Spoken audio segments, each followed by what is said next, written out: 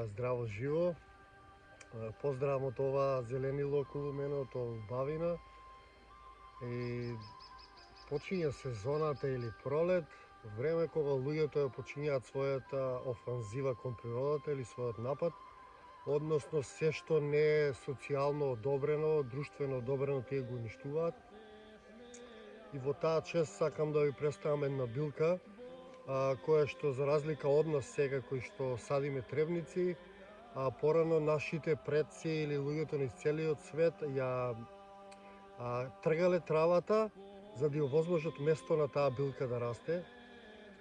Тоа е билката која што го представува целиот универзум, односно таа е најуникатната билка на овој свет или најиздржливата билка на овој свет и се претпоставува дека таа е света билка. Станува збор за маслачакот, или кај нас познат како глуварче.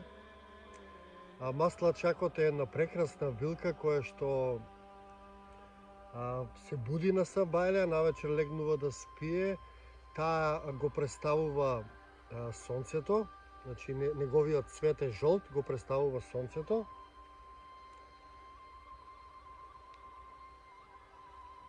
Исто така ја представува и месечината, доколку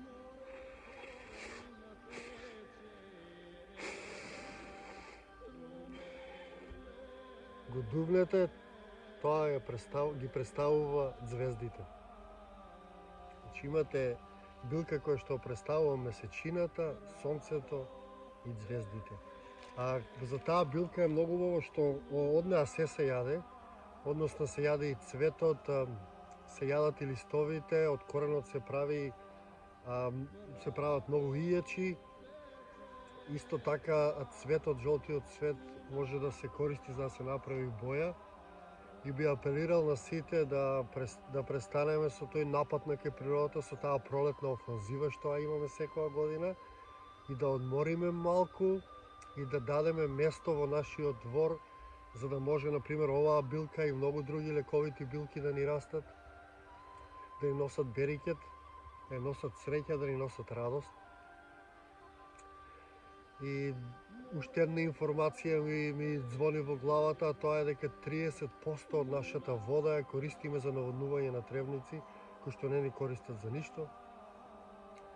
И би сакал друштвото во кое што живееме конечно да ги одобри овие билки, свети билки, и да им дадеме простор да растат.